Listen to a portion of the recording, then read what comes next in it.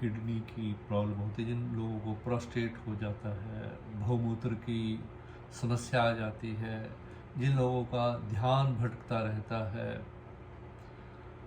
मन में नेगेटिव विचार आते हैं, इन विचारों को में एकाग्रता लाने के लिए एक मुद्रा है बुद्धि मुद्रा। बुद्धि मुद्रा बुद्ध ग्रह से जुड़ी हुई ये मुद्रा है, इसलिए इसका नाम बुद्धि या फिर बुद्धि के साथ कि बुद्धि को कंट्रोल करने के लिए, अपने विचारों को कंट्रोल करने के लिए जो लोग ध्यान में बैठते हैं, जिन लोगों ने ध्यान करना होता है या किसी मंत्र का जाप करना होता है, वो इस मुद्रा में बैठें और मंत्र का जाप करें या ध्यान लगाएं। उनका ध्यान जो आसपास विचार आते हैं उनसे नहीं भटकेगा, मन एक जगह एकाग्र होगा। विद्यार्थियों के लिए ये बहुत ही अच्छी मुद्रा है, ब्रेन को कंट्रोल करने के लिए, ब्रेन को शार्प करने के लिए अगर हम करें, इसका अभ्यास करें।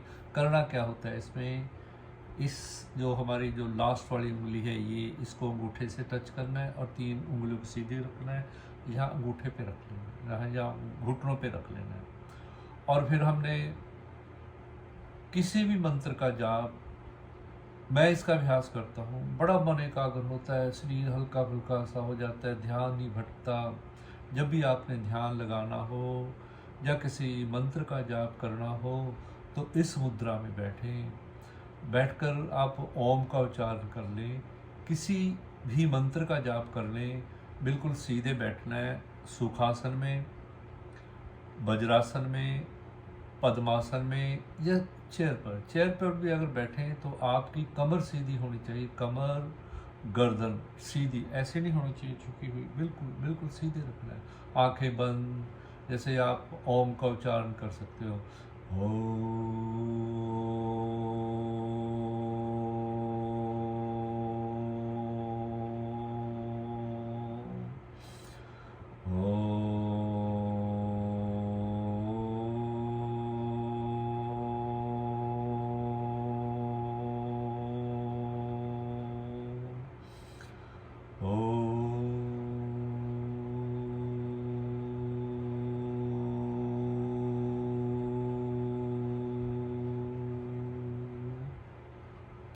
जो आसन आपको आसान लगता है, जिसमें आप आसानी से बैठ, जैसे मैं सुखासन में बैठा हूँ, मैं पद्मासन में भी बैठ सकता हूँ ऐसे, तो ये भी बहुत बढ़िया। पद्मासन भी ये ध्यान लगाने के लिए बहुत अच्छा होता है, विद्यार्थियों के लिए बहुत अच्छा, अति उत्तम आसन है ये आसन। अगर पद्मासन में हम बैठते हैं कुछ देर के लिए, अपने श्वासों को नियंत्रित करते हैं, लंबे गहरे श्वास लेते हैं, तो मन हल्का फुल्का हो जाता है।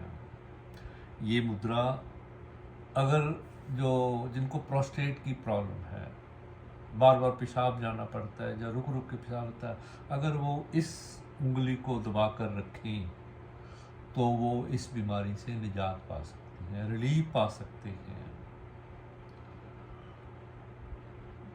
करते रहने से ही चीज़ें आती हैं, अभ्यास करेंगे तब जाकर हमें पूर्णता आएगी। पूर्ण तो आजकल कोई हो नहीं पाया, फिर भी अगर हम इन चीज़ों को हम अपनी ज़िंदगी में अपना लें तो बहुत ही सुखमय ज़िंदगी को हम जी सकते हैं। प्रोस्टेट वाले, जिनका ध्यान भटकता है या जिनको किडनी की प्रॉब्लम है, वो इस मुद्रा को जरूर करें। ऐसे बैठना है, बिल्कुल सीधे बैठना है, कमर सीधी होनी चाहिए हमेशा। कमर, अगर आपने कमर में ऐसे झुककर बैठ गए तो लाभ की बजाय आपको नुकसान होगा इसका।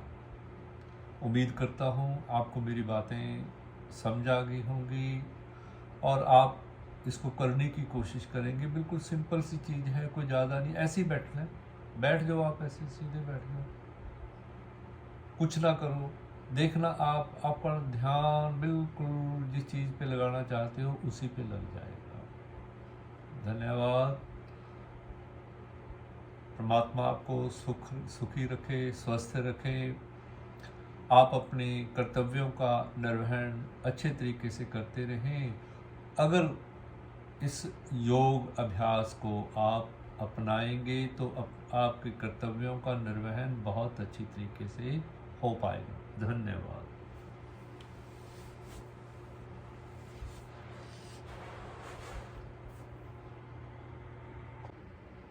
करना है, इसको करते रहें, कोई प्रॉब्लम नहीं है, कोई नुकसान नहीं है इसका। अगर इसका अभ्यास करेंगे तो हमें फ़ायदा ही होगा, नुकसान नहीं होगा। अभ्यास करते रहें 5 से 10 मिनट, ज़्यादा भी कर सकते हो, 15 मिनट। अगर आपका ध्यान लग जाता है, इसको करने से आप 20 मिनट तक भी जा सकते हो। जब आनंद की स्थिति पहुंच जाती है तो ये जो मुद्राएं हैं ये हमारे जीवन को बहुत सुखमय बना देती हैं। इनको करने से हम पूर्णता की ओर बढ़ना शुरू हो जाते हैं। धन्यवाद।